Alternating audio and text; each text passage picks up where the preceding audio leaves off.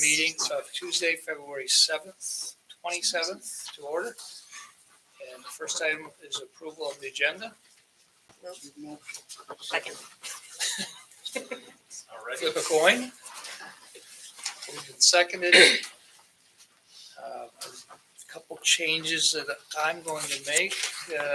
One is we're going to move Bob Wells up to 5A. So he can get off to his other meeting. And I guess that was the only, we'll discuss the March meeting schedule when we get to that point. Anything else anybody would like to amend? Hearing none, all in favor of approving the agenda with minor change, signify by saying aye. Aye. Aye, those opposed. Next is approval of the consent agenda. So moved. Second. Moved and seconded. Is there anything anybody would like to call out in the consent agenda? Okay. Hearing none. All in favor of approving the consent agenda as drafted, signify by saying aye. Aye. Those opposed? Next is citizen comments. Is anyone here for something that's not on the agenda? We're on the agenda. You're on the agenda. We're from 51 Main for the liquor license. Great. Oh, great. Okay. So next up is the liquor license. We're here. So Crooked Ladle Catering is seeking a first-class restaurant bar license from State of Vermont's Department of Liquor and Lottery, Division of Liquor Control. The proposed location is 51 Main Street. Commercial location presently vacant. We're excited to have it filled. Would you like me to come up or anything? Or am I- Please, come on up. Proposed business operations plan for the site shall consist of a collaboration between Crooked Ladle Catering and Everything Nice. Mhm. And the Crooked Ladle Catering will manage a commercial kitchen on site, preparing for their off-site events, as well as expanding to offer on-site dine-in service 3 nights a week with to-go meals available throughout the week. Catering business will also offer on-site catering for events in the new location. And Everything Nice, a houseplant and home decor boutique, which supports through funding the Vermont Everyone Eats Healthy Prepared Meal Program, will continue its business at this new site on Main Street as well. And you're expected to open late March? Late March. So our it's going to be kind of a slow open as we kind of get our feet underneath us, see what the community wants and needs are. But we're opening for dine-in table service on March 29th, 29th, 30th, or I think there's a 31st in March. And then for the month of April, we'll be offering dine-in for those 3 days. Bethany from the Giving Fridge and Everything Nice will publish her hours as soon as she's kind of gotten those nailed down. And then in May, we'll start to expand our offerings, but a slow start to kind of get the kinks worked out, make sure that we start slow to accommodate what the community wants and needs and what makes sense for us as a business. Sounds good. Any questions? Pleasure of the board. I promise the food's good. Is it good? What kind of food? So a little background, my husband back there with the hat, he was a sous chef at the Bobcat for about 7 years. Yeah. So it's similar, not similar to the Bobcat menu, but like elevated comfort food. And the menu will vary based on what's in season and kind of what inspires us to be good. Yeah. Great. So, yeah. Have you picked your 3 days yet? Yep, Wednesday, Thursday, Friday will be open for table service. And we're hopeful to add some pop-up dinners and brunches kind of as catering season winds down. Yeah. And just we really want it to be a community space where everyone can just enjoy good food, good music, being together, and fill just a really empty hole that's been there for a long time and add a little life to that part of downtown. Yeah. good to have somebody in that building. Yeah. Sounds like you're keeping Saturdays open for catering. Yeah, so we are primarily an offsite caterer. I have about 28 offsite weddings booked. Yeah, and those of you who know, I'm also a teacher at Mary Hogan. So we're busy, but we'll have on-site events available too. Especially for like graduation weekend, rehearsal dinners, parties. Nothing too big in the space, just because the capacity is 140. So it'll be smaller events in the space. Great. Good for you. Congratulations. Thank you. That's good. Does anyone have any questions for us? I'll move to approve a first-class restaurant bar liquor license application for Crooked Ladle Catering. I love that name. Thank you. Pending completion and passage of a scheduled inspection to be conducted by the town of Middlebury at this location. Second. And the police chief and fire chief have already come and signed off. Great. Awesome. Yep, and the fire marshal's coming soon, and I think we're in really good shape. Awesome. Congratulations. Good. Thank you very much, you guys. All in favor? Aye. Those opposed? I'd say we're excited to have you downtown. Yeah, we All are. right. Great. Yes. Bobcat's a great pedigree for any food establishment. Yep. Yeah, I agree. yeah. Thank you very much, you guys. Awesome. Great. Okay, we're not going to stay for the rest, if that's all right. That's And fine. then we're gonna sneak Thanks for coming. Bob? Thank you very much, guys. So Bob's here seeking to award a contract for cleaning and storm lines, sewer and storm lines. Yeah, every year we do 2 weeks of cleaning. We do sewer line for 1 week, we do storm lines for a second week. And I usually reach out to a number of Vector service companies. I've reached out to 4 this year. This is coordinated with Matt also. We start early in January because we have to get someone lined up, because by August, when we do our storm or sewer line cleaning, they're already booked up. So we reach out, tell them what we're looking for. We have an area for disposal for our grit. The disposal for the material for the highway department's handle at the stump dump. But we just have to get them lined up to make sure that they're going to be available for us. We've got 4 companies that we're looking at. One was VTUMS, Monash, who we used before, Wind River, who we used before. We didn't have very good success with them. And also P&P, who we've never used before, but their price was a bit out of the way. So between Matt and myself, we also spoke with our staff, and we've come to want to try VTUMS for this year. They have 2 trucks. Cy from VTUMS started out several years ago with a smaller truck. He's slowly building up a good reputation. He's close in the area, and I think it's it'd be good for us to have him give a shot at.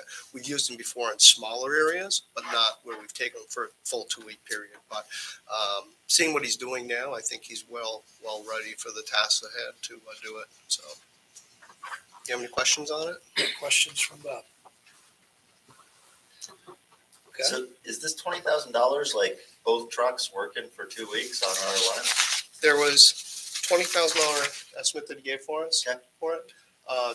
It's 1 truck. He has 2 Okay. trucks. Gotcha. We only have enough staff for 1 truck. Yeah, I was- 2 trucks. Way Okay. too many people, or way too many trucks running around town. 1 truck's plenty for us. Gotcha. Yep. That's 80 hours, roughly 80 hours a week. Yes. Okay. Sounds great. Have And a there was- report? I motion to approve the proposed contract for the Department of Public Works with DTMUS for $20,000 to carry out necessary annual sewer and storm line. One thing we also do when we do the sewer lines is that we keep track of house lateral plugs, stuff like that, keep a record of them. So that way we know what, we try to move our areas around where we're cleaning. One where we've always had historical issues with, so we've always hit those, so we don't have any problems with them. But also wherever there's lateral lines or issues that we know of, where there's been a new service installed or they've done some work on a catch basin, we want to make sure we hit those areas because it's more than likely something got dropped into the pipe. So, thank you. Great. All in favor? Aye. There you go. Opposed? Everybody's Okay. trying to leave before we vote. Everybody's in a bigger hurry than we are. Yeah. It's too cold out here. No, they just, so we have, the next is our legislators are joining us, at least a couple of them are. And opportunity for us to get an update, what's going on. Hi, Amy. Hi, Jubilee. Amy, you're muted. And hi, Robin. Hello. Nice to see you all. Yes, same. So I guess it'd be interesting to hear what you see going on over there that is going to impact us. And certainly we have some asks of you while we're talking, but would you be willing to give us a 5-minute update on the most key pieces of legislation that are going to impact us? Yeah. Sorry, Ruth isn't here yet. I think she's coming. Isn't she scheduled to come? Because she's on Senate Government Operations, which is that committee that deals with a lot of municipal things, which isn't to say the rest of us don't, but. Do you want to hear about what we're doing in committee or what you've heard about on the news, or how can we be most Yeah. helpful? I'm most There's a lot. interested in the sleeper things that aren't the heat bill and the other things that get covered every day. The sleeper things. Well, I'll tell you that this session I'm chairing the Environment and Energy Committee. And we have passed a household hazardous waste bill out, which doesn't directly affect us as a municipality, but will affect our solid waste management districts in covering the costs of disposal, proper disposal of household hazardous waste. It's been percolating for a year. It's definitely a sleeper, but something that is agreed to pretty, I think, universally and much needed.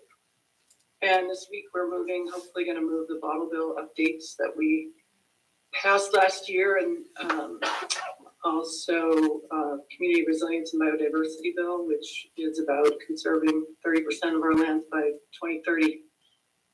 That's our committee's work in short. We are looking to receive the housing bill that you've heard a lot about probably in the news. The Senate Economic Development Committee on the Senate side passed it out. It's going to Senator Bray's committee this week, I believe, has to go to Senate Finance. And then it should come over to the House and come to both my committee and the Housing Committee on the House side. And then, yes, the energy bill, the Affordable Heat Act, which we're gearing up to receive from the Senate. We don't know exactly what form it'll be in. It has to go to, I believe, Finance on their side. So that's some news from my world. So I'm Vice Chair of the House Appropriations Committee. We are working on, I'm on the Committee of Conference with the Senate to finalize the Budget Adjustment Act for the current fiscal year budget. Don't think there's too much in there that's affecting municipalities unless there's some technical corrections. There's a lot in there about housing and a number of other places. I mean, we adjust the budget partway through the year, and that's what we're doing with that. We're also working on the full budget and hoping to hear from all the committees this week, committees of jurisdiction, policy committees. So we'll be working on that. We have till 2 weeks after the town meeting week to finish that because it's a money bill. A couple of other things that you mentioned, Kathleen, in your emails to us. The common level of appraisal is something that's I know of interest to the town. I checked in with the chair of Ways and Means today. I know we just had our appraisal in the last few years, and now we're below the 85%. And I know there's been a lot of concern statewide about this. Her comment to me is that nobody's going to make Middlebury redo their appraisal right away. There's issues with getting appraisers, as you probably know anyway, and that in fact it's not going to have that much of an impact because it's a statewide issue. So it kind of, if a rising tide raises all boats, then a lowering tide lowers all boats, so everybody's kind of still in the same place. So if that makes sense, I think it's not something that you need to worry a lot about. Another bill that is, again, not on my committee, but it just passed out of House Government Operations is an elections bill that will affect certainly our town clerk.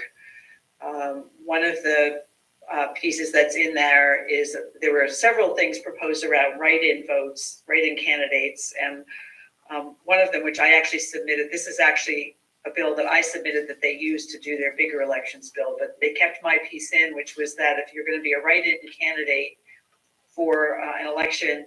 Currently, you only have to get half the number of write-in votes as you would as if you had signed the petition. So if we're running for the House, currently we have to get 50 signatures to run to be a candidate. A write-in only needs 25 write-in votes, and that's now going to be, assuming this bill passes, they have to get 50 the same way as you have to get the same number for doing a petition. There are some other things in there too, but I think that mostly affects either the candidates themselves or then comes to the write-in votes. TIFs was another thing I know you all talked about, and I checked with our House Commerce folks, and they are going to be getting a bill coming from the Senate, and they'll be working on it there. And I think the general feeling is that the sort of the big TIFs, the original TIF program, is really complicated, and they feel that the sort of project TIFs or mini TIFs, depending upon what you want to call it, may be more manageable. So I don't know what that looks like yet, but it'll be coming over to the House, and then we'll be working on it in House Commerce. So we'll have more information at a later date.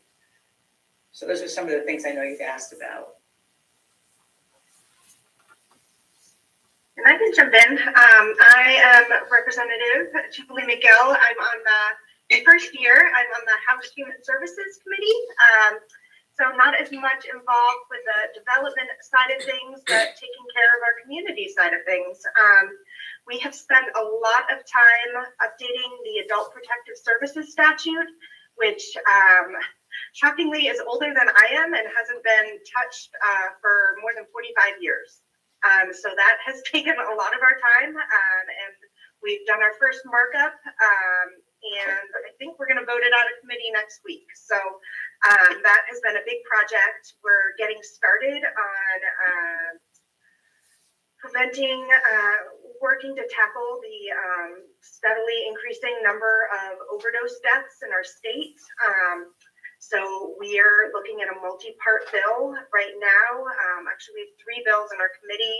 We'll probably are going to combine parts of them into one big bill, including we're looking at recovery residences, and that may be a separate bill, or we may bundle it in.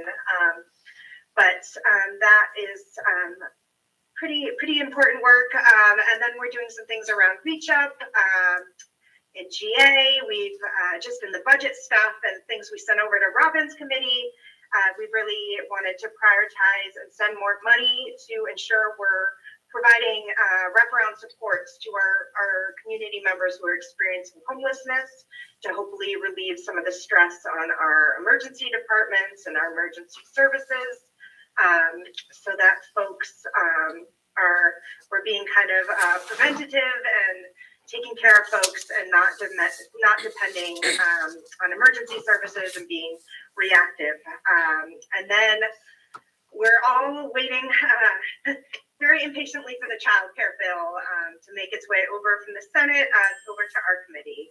And so that's kind of the big thing we're looking forward to over after crossover, is working on the opioid bill and the child care bill. Super. Well, sounds like you're all doing, working on things that do impact us. Let me just hit on a couple of them and point out why they're really important to the town of Middlebury. Robin, you talked about the project-based TIFs, and while they're not in your, maybe not in your committees, we would ask you to speak favorably about them. It is probably the single best way for the town of Middlebury to get to the library that we really want and feel that the town of Middlebury deserves. But the cost estimates to get there are astronomical and would be a significant burden on additional burden on the taxpayers, even bonding it over a longer period of time. And this allows us to, if it was incentivized with a TIF to do some additional development that the town could use for housing, and offset that, use those additional school taxes for a period. I don't think that our schools are under duress for the number of students based upon the shrinking level of students going into our schools. And so the argument that we're robbing from the schools, I just don't think we buy it. I think these are projects that are not happening otherwise. And I think that our legislators owe us an opportunity to do this at the community level and try to grow our communities to sustainable levels. So it's not a tax burden on the greater community. So we're hoping that as it gets to a point where you have a chance to speak on it, that you would speak favorably of it. Secondly, we're really happy about the reappraisal requirements. And again, I think you spoke on it, Robin, but the CLA, it's certainly, we recognize the number of communities that have now hit the point where they need to, but based upon the calculus that the state does, get a reappraisal, but the number of appraisers and whatnot, it would just seem appropriate to actually codify that in some sort of a bill and give some guidance. So towns, we hear that you're not going to be required, but at some point there may be some group that gets the idea that we should penalize the towns that didn't get it done. It would be really appropriate, I think, for, I don't know if it needs to even be in a bill, but some formal guidance coming out of that office of government. So, Yeah, I can certainly I'll follow up on that, Brian. yeah, that'd be great. One other area that we're certainly struggling with is public safety dispatch, and just I think we've got a potential trial that Chief is going to work on, but it's not a long-term solution at this point. And it's something that we want to put on your radar that communities are starting to struggle with. Yeah, I know. We had last year, we dealt with it in the appropriations committee in the budget and allowed some money, but we also put together a working group that included, a broad array of people, including somebody from a town, like a police chief from a town that didn't have a dispatch center in their town. We wanted them to find a way to fund all this on some sort of equitable basis. And at the end of the day, they couldn't come up with anything. So you get a sense of the challenge that we're dealing with. And we recognize that this is a really critical issue, and how we're going to create it, manage it, staff it, fund it are all still being talked about. So I don't know where it stands beyond that at this point. I don't. You're going to have some challenges as all these bills, because I see a lot of different taxes, tax requirements and whatnot. I wish you well on that challenge. And Jubilee, we are. I suppose you're aware of what the efforts that the college is working on and the community on behalf of the needs of the community for childcare here. But anything that will help us get over the hump to get that project moving would be really good news. I think that they're looking for some support too from our federal legislators. But yeah. So the library is too, by the way, Brian. I did. Dana had asked me for a support letter. I sent one last year to Senator Leahy, and now she asked for it again for Senator Sanders. So it's I know they're next, pursuing that route as well. Yes, and it's next on our agenda. I do think that one of the things I worry about is if they get a lot of letters, and our top two needs are housing and childcare, and as long as the other letters don't detract from supporting those needs, I think, we're all in for it, but it's something we're going to talk about next, but I do worry about when it comes to, they look at Middlebury, and if we've asked for 6 different things or whatever, how do we ensure that they know what our number one priority is when we talk about needs for the community and quality of life and just long-term struggles of the community. So Right. that's a Well, challenge. it sounds like you better write a letter too, or meet with them or something, and be, letting them know what your priorities are as a community. I think that's an important thing to do. Some of these may be more state level, and some may be, certain things qualify for federal, whether they're called earmarks, or I'm not sure what they're calling them these days. Yeah, it's a challenge. Anybody have anything else? Yeah. Hi, you guys. My question relates to, working with the youth, and we mentioned childcare. Is there any other bills that families and young people can be aware of that may impact them? I'm thinking like universal school meals. Is there an update on things like that, or any other bills that the youth in our community may be impacted by? Well, universal school meals just passed out of, across the hall for me, the ag committee. Yes. I'm like looking at the people sitting at the table. So it's making its way. I think it's got strong support. I'm very excited for that bill. I know also the child care bill, and I believe some of our funding recommendations out of my committee are increasing for this year's budget. We asked for more money for the child care financial assistance program. We're directing more money for after school programs and summer programs, so that there's additional funding for subsidies there. And also some increases.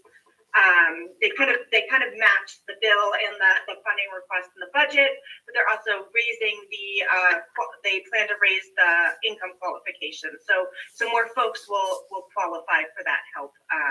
I know personally, as a family with small children, summer gets really expensive, especially finding quality places. So this will hopefully help more families be able to have enriching opportunities for their kids. Yeah, and the paid family and medical leave bill is making its way through. It passed House General. It's in Ways and Means now. It'll come to appropriations, and then it will go to the Senate. I guess I would add that a lot of my focus is on the environment and climate change, and we hear from young people every day about their concerns about the environment and their future. So I feel like that's what we're working on. Great, thank Amy, you. I'm really excited about the solid waste and product stewardship stuff. I think that's fantastic, and really applaud you for taking the lead on that. I'm curious what y'all think the chances are of the Act 250 carve out for residential development near town centers going through this session. Is that from S100? I'm not sure what the number is. I think it's in the Senate bill that passed out of the Senate. That's passed out of the Senate. Yeah. Okay. In the housing bill. Yeah. It's hard to tell because we don't have it yet. I guess where I sit, we're actually waiting on 2 pretty big studies to come back on Act 250 and how to address things like that. The carve-outs certainly seem like something that's reasonable to pursue, so-called carve-outs, but the challenge is that all of our districts weren't actually ever created with the lens of a land use planning in mind. Sure. They were created for more like tax incentive programs. So we've asked the Agency of Commerce and Community Development to do a study on our designated areas and how to bring them more into alignment with land use lens, if you will. So that request is a little bit ahead of the results of that report, but we'll see kind of how it fits into the whole package that's brought over. Thanks. Well, we appreciate you taking some time. We know it's busy when you're in session, but certainly representatives stepped up to hear concerns of the select board. It disappointed our senators. They must be still in conference, right? So, but thank you for taking time with us tonight. We really appreciate it. We're very happy to do it. Yeah. Thank you for all the work you do. You're on the ground in Middlebury. It makes a big difference. Thanks. Thank you for taking the time. It's really great to hear your priorities, and I welcome more of this. So feel free to let us know when you want to hear us, have stuff you want us to hear, and have us back. We'll do. Thanks. Gonna say the same. It's been good. Great. Come visit us when you're in Montpelier. We'll do. Take care. Night. Bye, good night. Good night. Thank you. That was lovely. What a great idea. We tried it used to every year. try to do this every Yeah. year. I think during COVID, it fell off a little bit. We used to do it like a couple times, right? We should. Like before the session started and then, it's called. Torch crossover, yeah, that's great. Staying with us? We can't see the board.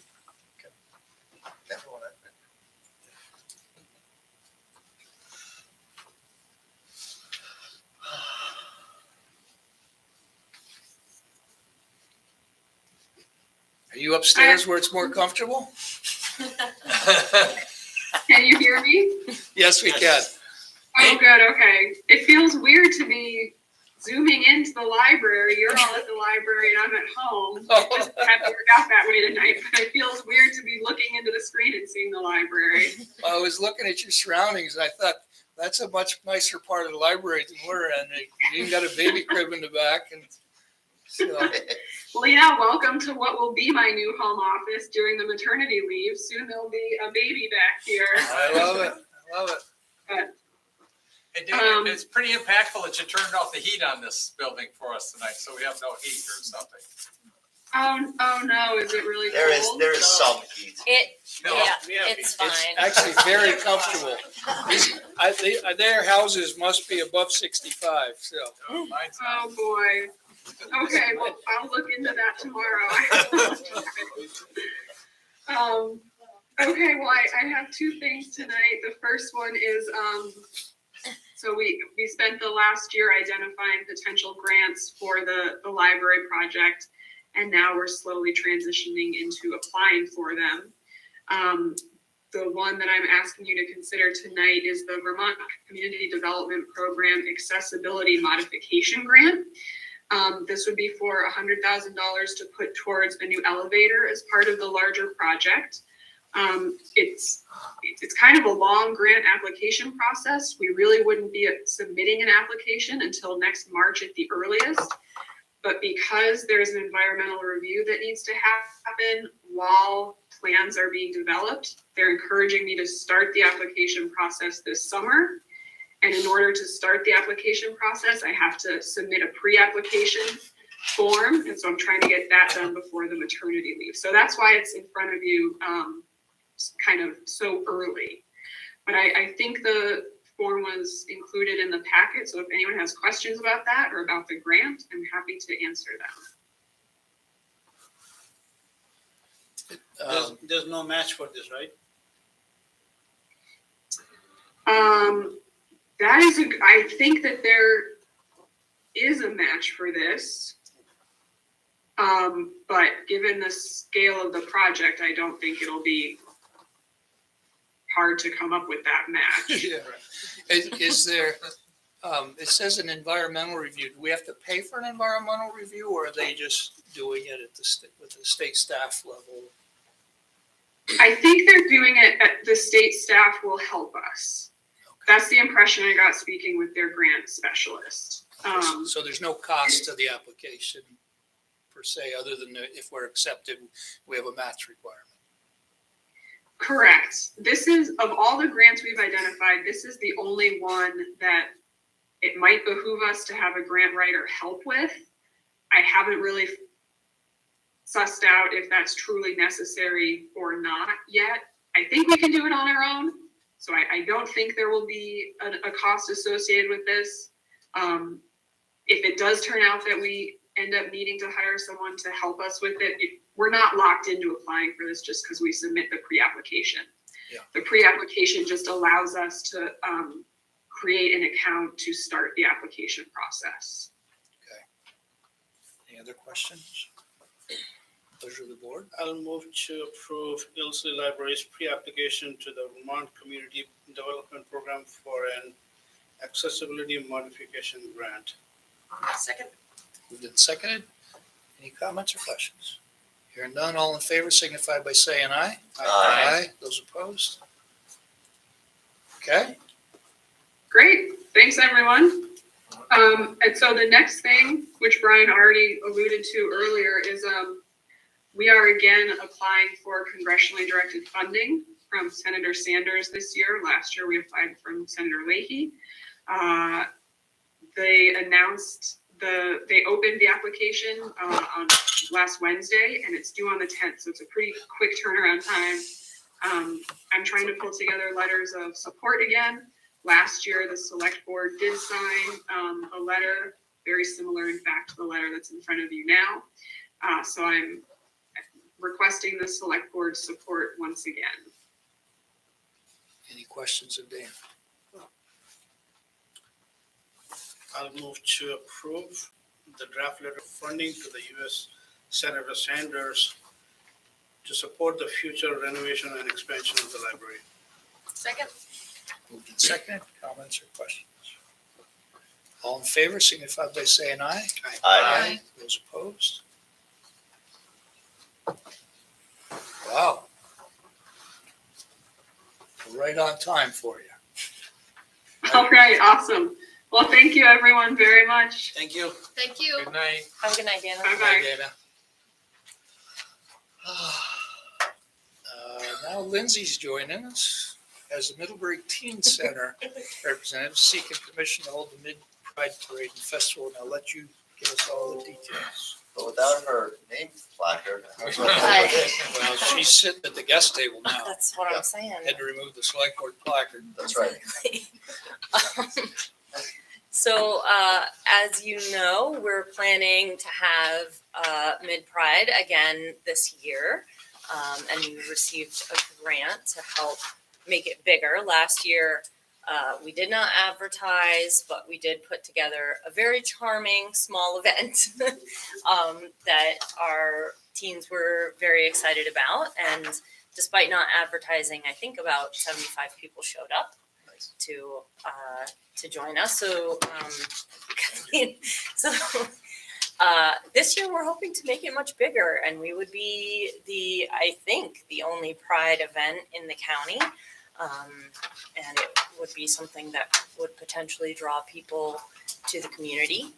And so I talked to Chief Hanley about the potential of shutting down the street from Mill to Merchants Row. Thank you.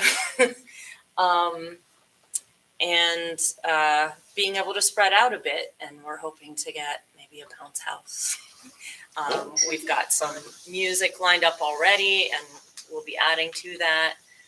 Stuff for kids to do, some informational booths, and we're hoping it could be something that vendors could come sell at an additional day for that week. So that's basically what we're asking, and we're specifically asking for permission to close the street so that we have more room for people.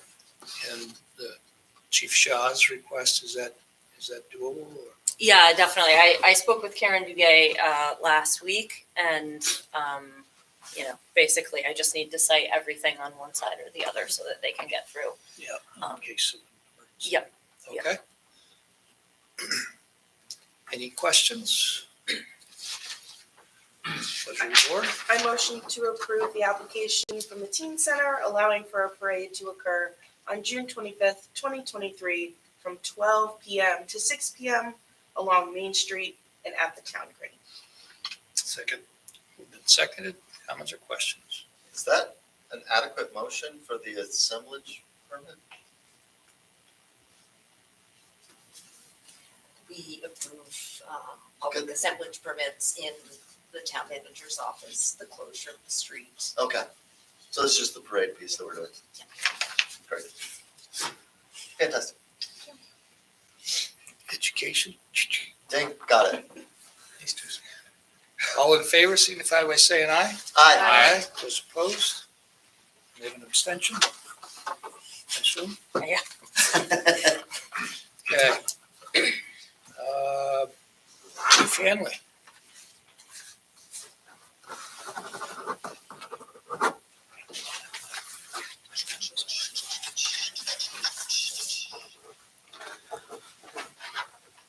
Outdoor dining, that's where we're at.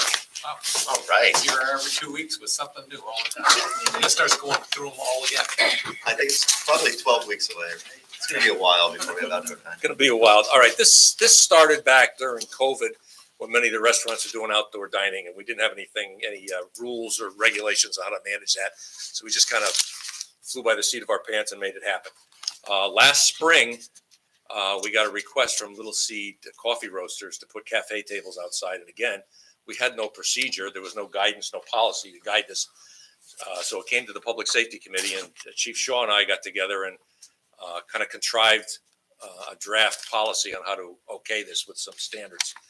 And of course, being the police chief and the fire chief, we were more concerned about safety than really planning and zoning issues. So we made that work and we never went any farther to become having a town policy to do this. So as spring was coming, I sent Kathleen a draft that we had worked on last year, just say, this is coming, we should probably have something formal in place before we get these requests. So we brought the policy we had written last year.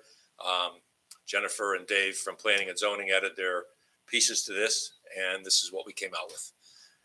There'll have to be an application process, and these at least we have standards to go by now. I guess the big thing we wanted to make sure is we always have 5 feet of sidewalk clearance that's unimpeded, that we always have 44 inches minimum egress and ingress to any of the businesses in the doorways. We wanted to make sure on Merchants Row or anywhere else that there's parallel parking, that there's sufficient buffer in case you have the old accident where somebody hits the gas pedal instead of the brake. They're not going to jump that curb. So we did that. We measured curbs and things last year to make sure that would work. So that's where we're at now. And that is the finalized draft of the policy that we've come up with. And it's been reviewed by Planning and Zoning, and they added their elements in there as well. Questions? Is there more desire now to have sidewalk dining in the restaurants? I think so. Little Seed Coffee Roasters was very popular last year. There were always people sitting on the cafe tables.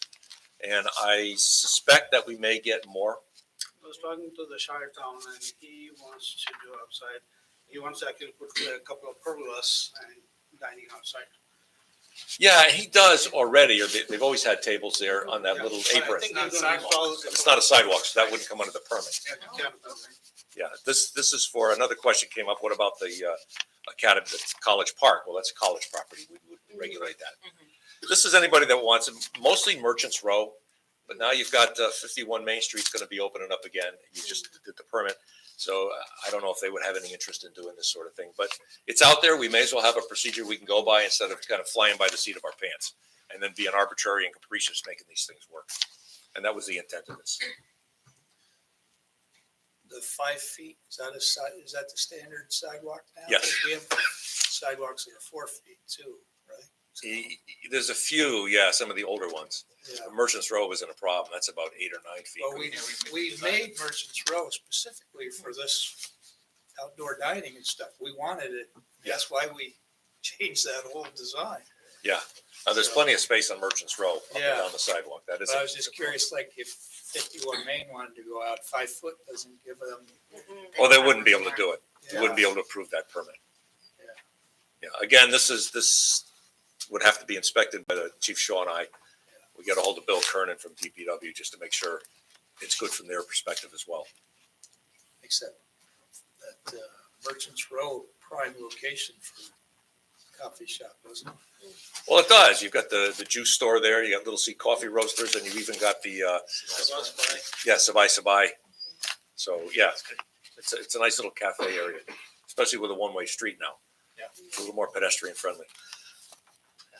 Did you read this and you're fine with it from the town manager's perspective? David, so I also went through it and Yeah. some. So all of our government minded people have looked at this, I guess. So as far as a business person, do you see anything in there? No, are you asking my opinion? Is that a good idea? Yeah. I think it's a great idea, especially when the downtown project has been done. That sidewalk is wide enough to have that service, and it actually will improve downtown. I think it's splendid. I like the special notice about taking care of any waste that's generated from it. Yeah. And I actually liked not mentioning special restrictions around area where there's liquor service. That's often part of this in the United States, where you have special barriers around areas that are associated with indoor facilities with liquor licenses. It's not common in other countries to have that restriction around things. I don't know that it's necessary. That is part of the liquor license. Is it tied to any liquor license? If you are requesting an outside consumption permit, then there is requirements for Okay. And so anyone with an existing liquor license would need to also get an outdoor outside. consumption. Yes. Understood. Before you go forward, just want to mention that Laura Cermele has her hand up.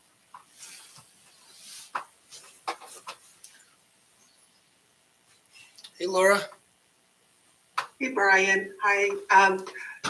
And hi, Chief. The only thing that I would like to add to this conversation is the consideration of bike parking that shares the sidewalk space. And what we heard at the Walk Bike Summit about a year ago about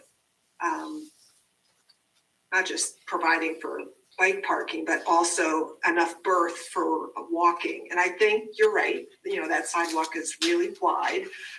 He used the example of a hula hoop, you know, like two people in hula hoops walking side by side as really what is the recommended amount of space for pedestrians on the sidewalk. So I just wanted to mention that, you know, like as a consideration. I'm not saying to change what you're doing tonight, but I'm just adding that to your conversation. Do we have? To inform. Do we have bike racks downtown? You know, where are they? But they're not on that area we're talking about for dining, right? Right. Laura, they're like on the bridge. at the Yeah. top. Yeah. Well, actually, that rack should be moved to Triangle Park, and we've talked to Parks and Rec about doing that. That would be a better location for it, closer to that end. And that there is a loop in front of Little C Coffee that is used a lot. And in fact, I thought there were two of them, and it's down to one. And if anything, we want to add more loops like the one that we have at Little C Coffee along Merchants Road and Main Street. We want to add them. You know, those kind of, they're diagonal and they're on the side between the trees. So they're not in the pedestrian walkway. They're kind of on the side. And maybe just take a look at it again to refresh your memory about how that's positioned and working. And it does work. And we know that with more e-bikes that people are looking for that kind of security for their other electric vehicle. Is there room on Main Street though? I thought that sidewalk was pretty narrow. It is very narrow. Yeah, I don't think you could park bikes on Main Street and not impede the sidewalk, Laura. So Maybe up higher, you know, where the bank is and toward the post, not the post office, because there is already bike parking there. Okay. So the existing bike racks that we have, are they used consistently or are they? Yeah. They're Yes. pretty useful. Everything is, except for that one that's on Merchants Row by the bridge tunnel, that 6 loop one. That is not really used because it's in no man's land. Okay. That's why I recommend that we move that one to Triangle Park or the green, closer to where there would be more likelihood of using that rack. So there is a plan to do that when the weather is right. Okay. All right, so you're supportive of this? Any questions further? Pleasure of the board? I'll move to approve the draft document of the town of Middlebury's new policy on use of town sidewalks for restaurant, food, and beverage services. Second. Moved and seconded. Any comments, questions? All in favor, signify by saying aye. Aye. Aye. Those opposed? Okay. Thanks, chief. You're welcome. Just on a side note, I'll be going to Montpelier Wednesday to testify and dispatch things. All right. Thanks. We'll see what happens with that. Much appreciated. Give them hell, chief. Okay, next, little discussion on town meeting. So, before you is the draft assignments. So,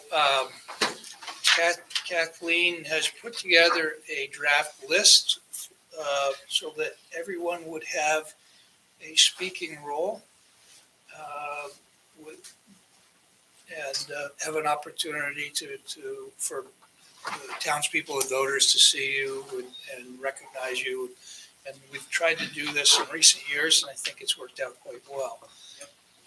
Has anybody got comments, questions about their particular part?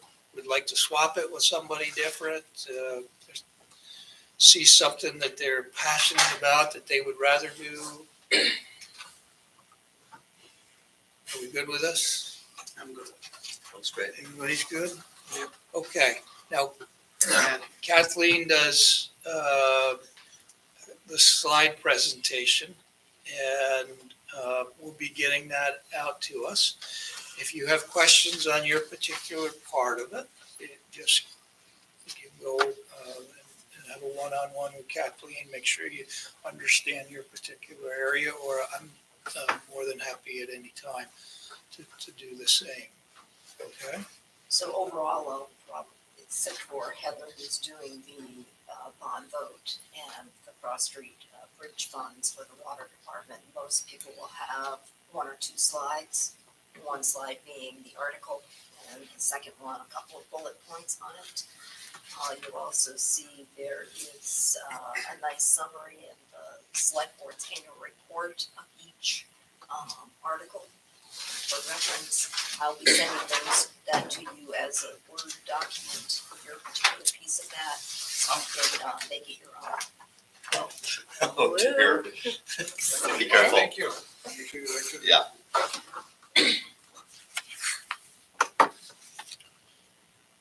Okay. Also, I don't know if Laura's still with us, but do you have a draft on your yes. basic town meeting poll?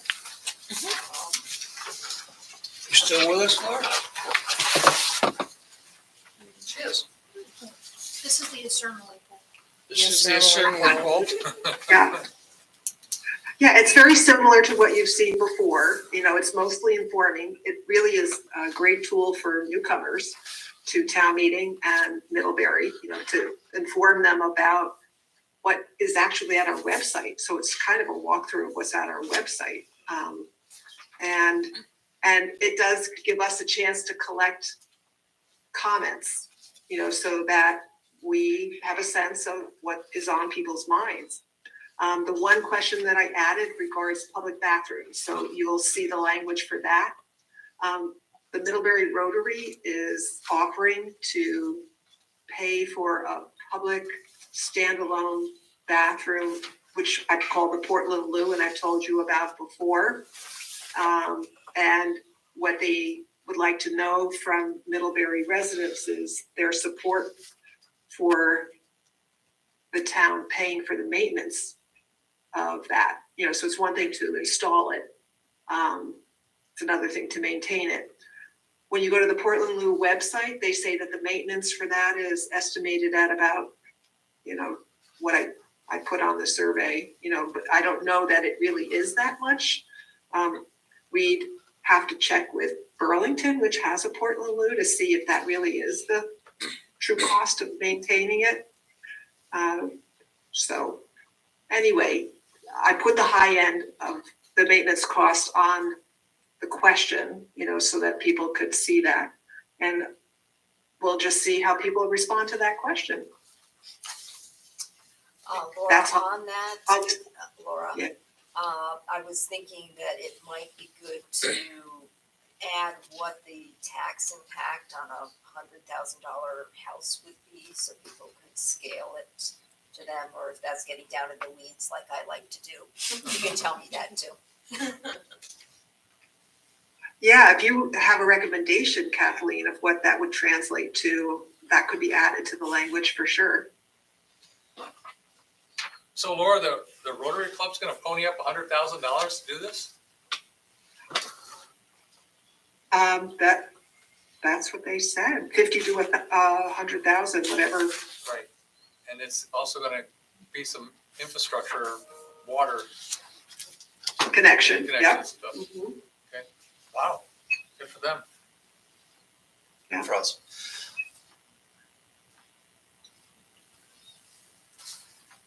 And we haven't decided where that's best located. It could be at the town green. It could be behind the Ilsley Library in that vicinity. Where the portalet is now, kind of, or maybe somewhere in that footprint back there. I don't think you want to put anything behind the library now, not for the next few years, because it might have to be moved. Mhm. Yeah, no, I think the best place, of course, would be somewhere, probably around Triangle Park. Bless you. That's good. Just had that sitting right in the middle of the park. They're pretty. I mean, we also talked about, does it get located next to the bus hub on Academy Street? That's another possible location. And then we'd have to talk to the college about that. Too far there.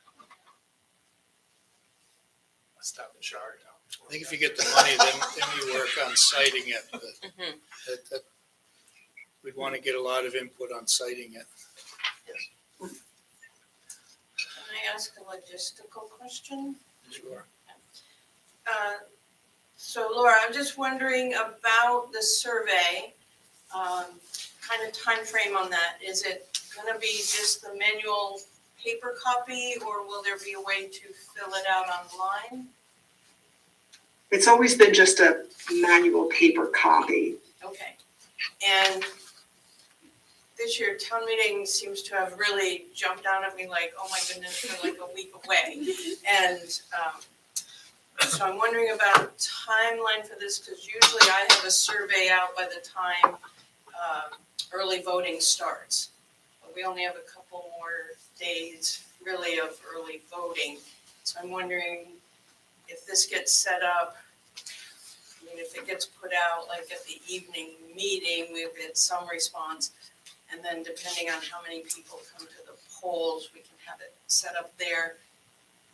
Are you thinking a longer time frame, maybe set up at the town offices for a little bit longer? I guess I hadn't thought of that, but I don't want it to be a burden on you, so I am thinking of it being, as you just described, where it would be available for town meeting night and then at the polls. And yeah, there's no reason, it couldn't be out a little bit longer, maybe 1 week longer after. The only thing is someone is kind of assessing all this and tallying it up, just like when you would want it by. I'm just thinking, it usually is out just slightly earlier, and so I'm just thinking your response might be a lot lower if it's only kind of, if it's not even ready yet. Like, as I say, early voting, we just got a couple more days and then that's finished, so. Because normally it would go out when people come in and they're voting in the office. So. Yeah, we haven't really engaged in the conversation about whether it's time for it to be an electronic survey, which is actually less burden for data inputting because we have to take all the responses and enter it electronically. And we don't do it for every single item that people check off. We're just really mostly interested in capturing probably the responses to the open-ended questions, the comments. So, and as far as tallying, I can just And connect with you also separately. relaying any interest in any of our committees, like the names of people, and also relaying any emails of people that want to be added to the town email list. Those are the critical things that we capture. I don't want to belabor it, so I can just connect with you, and if you want it set out a little bit longer, Yes, at my office, that would be fine. yes. Okay. Well, thanks, Laura. Appreciate your efforts on doing this poll, keeping it going. We've gotten valuable information over the years from it that have helped us when we had some discussions on different things. Right, Brian, and it also gives especially newcomers a chance to let us know that they want to be added to our email list, and maybe participate on one of our committees. Yeah, absolutely. Thanks, Laura. Okay, you're welcome. Okay, next, just a reminder that the town college quarterly meeting got pushed, and it's next Friday. So those of you who were scheduled to attend, which Lynn's and Andy, so I should check my calendar. Yeah, I better move that on my calendar. Just check your calendars. My calendar. All right.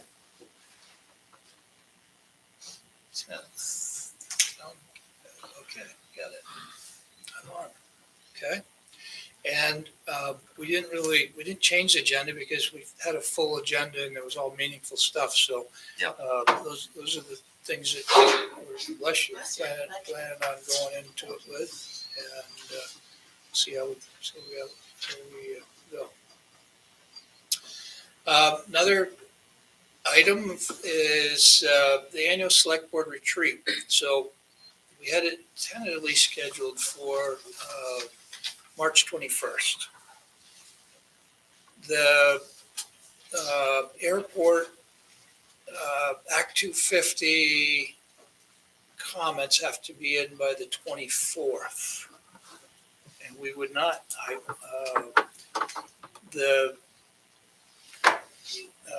Michelle Boomauer has committed to giving us a briefing to the select board on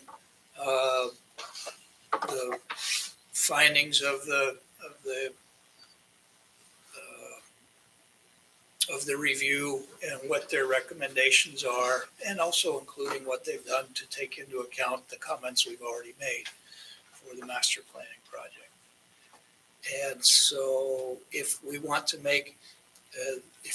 have that brief to us as a select board prior to our closure on doing any comments for the Act 250, we need to have that on the 21st.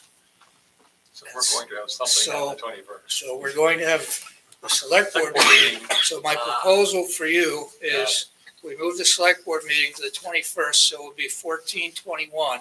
Yeah. And then the 28th would be our retreat. Nice. Makes sense. So if everybody's good with that, then I would. What time are you thinking the retreat? On the retreat? Yeah. You want to I do would it? Suggest we do a little bit earlier than We 7. typically do the because- retreat with the dinner. Yeah. We get sandwiches. Yeah, because that's, I'm in the middle of Ramadan at that time, so I want You're not eating then, so. Well, I'm not Joe, eating, but I since- want to get Well, done